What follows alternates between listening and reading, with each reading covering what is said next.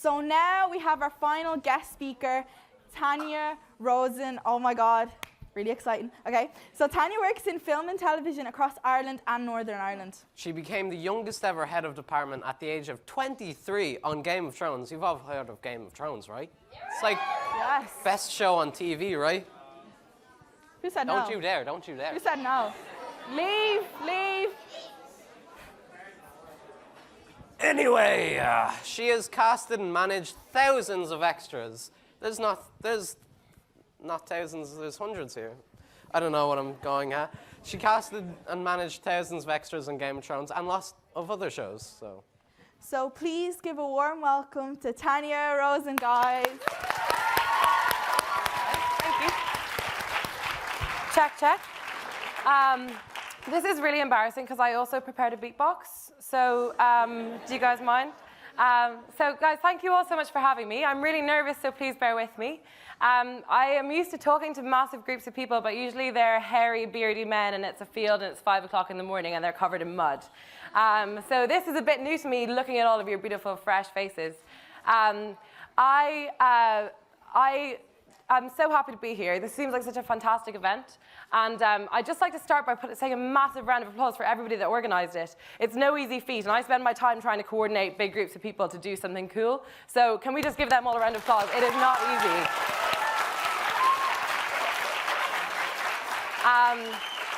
So whenever I was asked to come talk here today, I really didn't know what to talk about because I can't say very much about the show because I'm contractually obliged not to do that, and I actually do enjoy my job, so I don't want to get fired just for coming here to talk to you all. So I decided to talk a little bit about how I ended up here, and then you guys can ask me questions, and if I can answer them, I'll answer them, and if I can't, I won't. And I have this fun toy to throw at you, so maybe the first questions might come from the front row when the time comes. So my name is Tanya Rosen, and I'm the crowd second on Game of Thrones. So what that means is I coordinate all of the extras. Do you all know what extras are? Yes, okay. Oh yeah, we do. So I coordinate all the extras, and that means on Game of Thrones, for example, that is, last season we had 14,000 extras. So if you can imagine little me coordinating 14,000 extras, it's not easy, but I have a fantastic team of people that do it with me. I'm just going to talk a little bit. I am from Galway. There's groups of people here from Galway, isn't there? Yeah, we're loud. Well done, guys.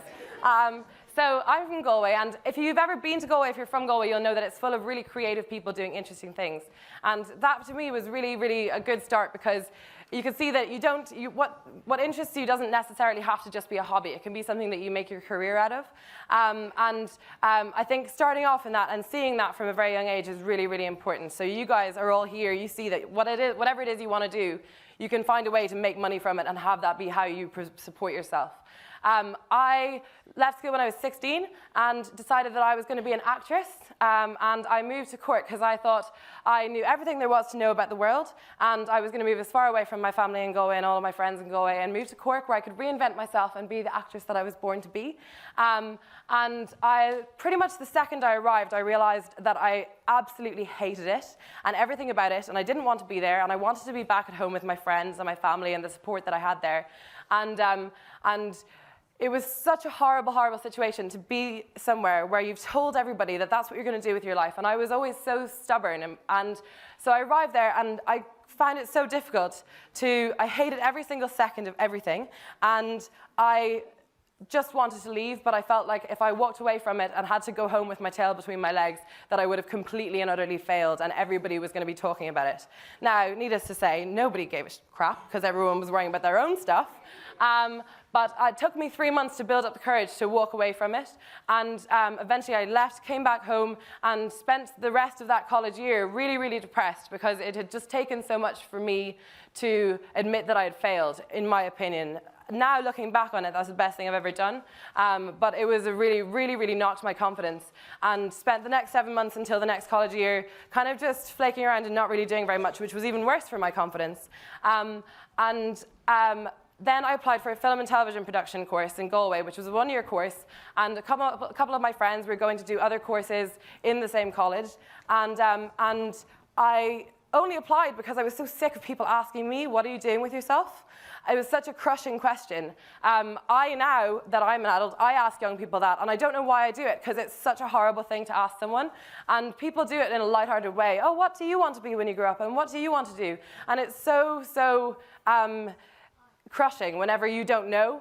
And I didn't know, and every time somebody asked me that, it was so horrible. So I decided I'm going to do this course just so that whenever somebody asks me next time that I can at least say something, even if it's not what I want to do for the rest of my career.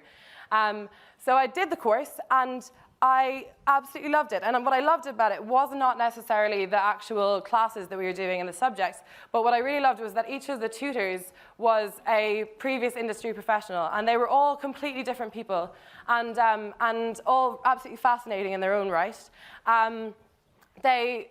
What I loved is that you can work in the film industry. If you're somebody who loves to do your makeup and you love to do your friend's makeup, then you should be a makeup designer.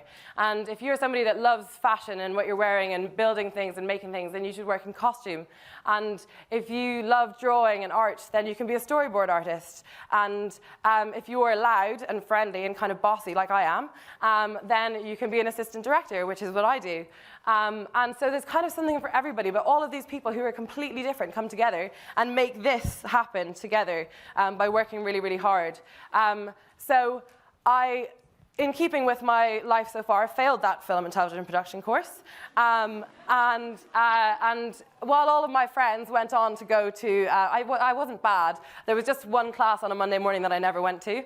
So all of my friends went off to do their BA, and I decided, okay, well, I've never been very scholarly, so I'm just going to work. And I applied to every internship in an English-speaking country, and was lucky to get 2 internships in New York. So I worked for one animation company and one live-action production company in New York. I worked 4 days a week in one place and 3 days a week in the other place. And I would love to tell you that I was doing interesting things, but I made the best coffee for really interesting people. And I made it really happily. So I did that for 4 months and just loved every second.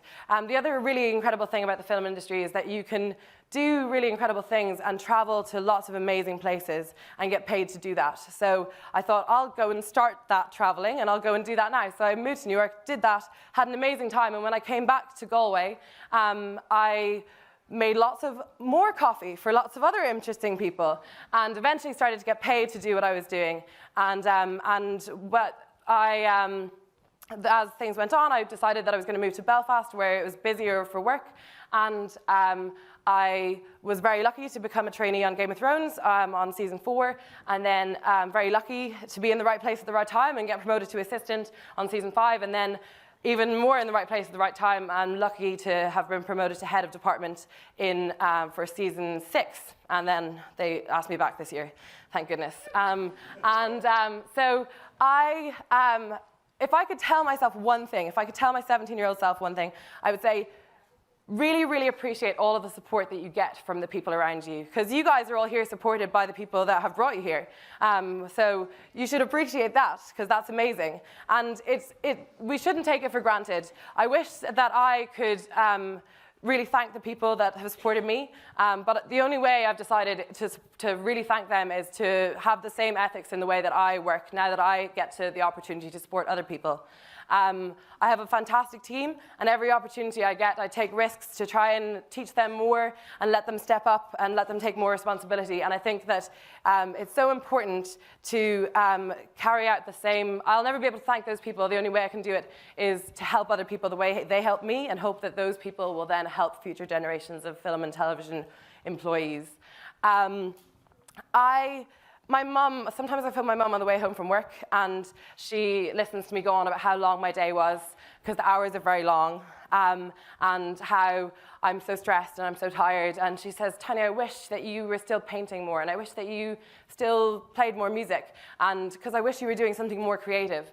And I have to correct her, because there's nothing more creative than thinking on your feet and problem solving. And not that there's nothing more creative. Whatever it is that you want to do with your life, if you believe that it's creative, you will find a way to make it creative. I spend a lot of my time working on my budget and telling people that they can't go to the bathroom when they want to go to the bathroom. But if I believe that's creative, then it is.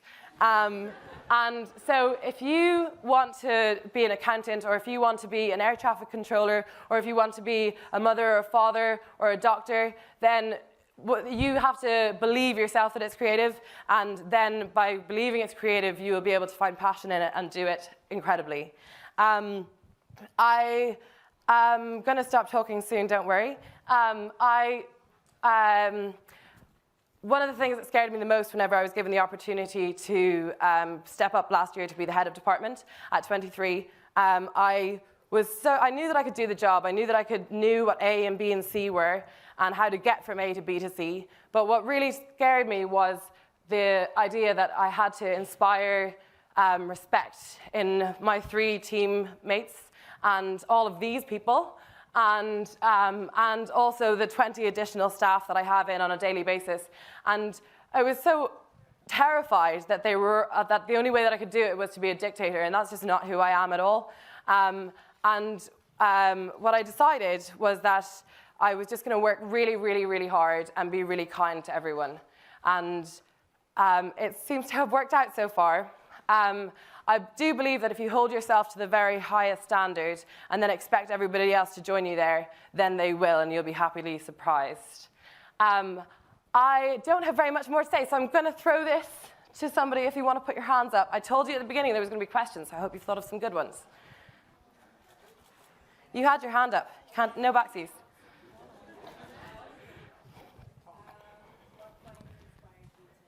Yeah, I think you have to talk into the thing. Check, check. Is that on? Okay, just talk loudly then.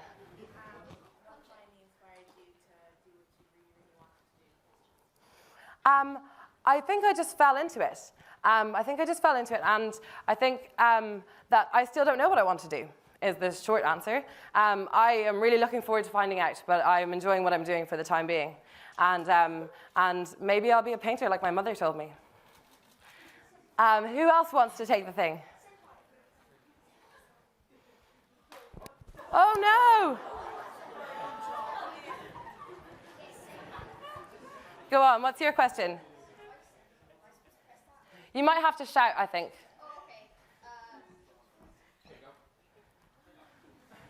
It's handy. Was I supposed to turn it on, probably? Sorry. Hello? Oh, okay.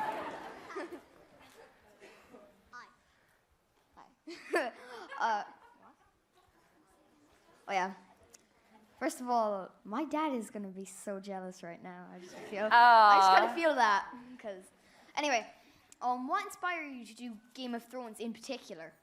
Well, the thing is that I'm a freelance assistant director. So what inspires any freelance person to do anything is that you're going to get paid to be there.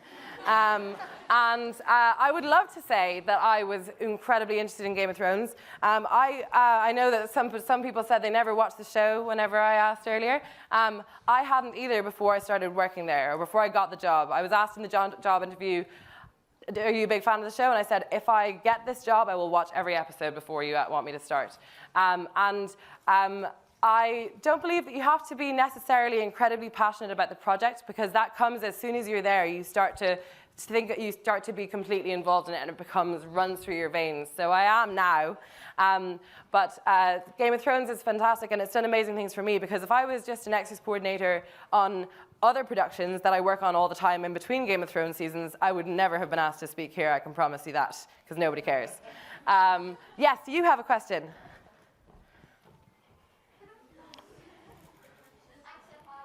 Thank you so much. Tell your dad I said hi. What age rating is Game of Thrones? It's 18s. This is why nobody's seen it here today, right? Okay. I know I'm talking about something none of you know anything about. Anybody else have any questions? Because I'm sure we have to wrap it up. Hello? Hello. Can you get me a job on the show? How old are you? 16. 16. When you're 18, then all of you guys, whenever you're 18, you can sign up to Extras NI, and it's free to set up a profile, and then I can look at all your lovely faces, and if you're right for the part, I mean, you're not a Dothraki, are you? But if you're right for the part, then I'll pick your face and they'll be able to sign you up. In film and television, one of the things people don't realize is that whenever children are filming on set, I need to do a massive amount of paperwork. So if you're under 17, then that means that I have to do a lot more work. What? You said you're talking about supporting people. Oh, no, I didn't mean any of the stuff I said before. Are you joking? Come on. Is there anybody else before we stop? Maybe one or two more. One or two more? Okay. Did you actually watch all the episodes? I have seen every episode now, yes. Are you going to quiz me? Is there going to be follow-up questions? Because in that case, I might want to change my answer. No. Okay, cool. Well, then, yes, I've seen every episode. Who's your favorite person in it? Me. No, like. But other than yourself, what's your favorite episode? My favorite episode is this episode that we did last year. Last year we filmed, if you've seen the show, you'll know that this comes from the episode 9 in season 6. And that was the hardest thing I've ever done in my entire life. I was at work every day at 1 o'clock in the morning and not finishing every day until about 11 o'clock at night for 19 days straight, with 500 extras every single day. And it was, I was lost about a stone. It was amazing. I wish we could do it again. And it was absolutely amazing. And those of you that do watch the show will know that that was probably the best hour of television that ever exists, right? Yeah. So when we did it, I was really worried that it was going to end up not being good and that I would have to have lost all that sleep and grown all those grey hairs for nothing, but it was definitely worthwhile. So that's my favorite episode. It's the only one I've watched. All right, thank you.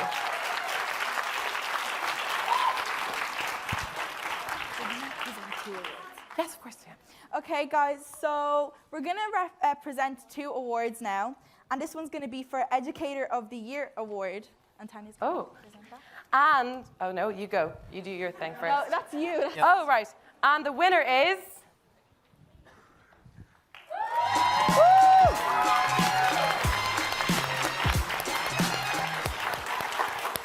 Come on down. Come on up. You too. You too. Where's the camera? Here, you take this. Excellent. Congratulations. Well done. Watch your step. You go down the steps so you don't trip. Lovely to meet you. Okay, so the next award is for... What is it for? The other slide. What? All right, it's for digital media. And it's a big prize. Don't know what it is. It's a dolly thing, I think. No, I'm joking. It's like a... Oh. It doesn't say it there. It's a slider. Slider. Oh, this award Wait. is for the piece of media, photo, or video that showed the most impressive visual impact. You did it. We went back again. A Right. dolly It's just a slider. And the winner is of whatever Prize. this is.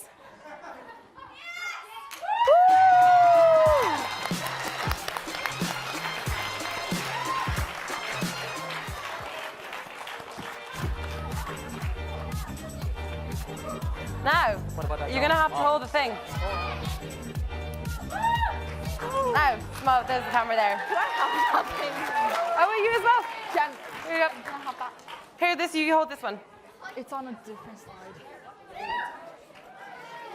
Flawless. And now it's gone. Now, congratulations, guys. Watch your step there. Contracting you in 2 years. You better. Thank you so much. Okay. I can leave the stage now, right? Okay. It's not. so, It's, Okay, cool. it's blank. Thank you so much. Thanks for... Thank you guys so much.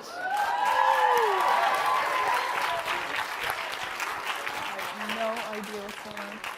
Okay, so I think Mexican way. it's a bit of a technical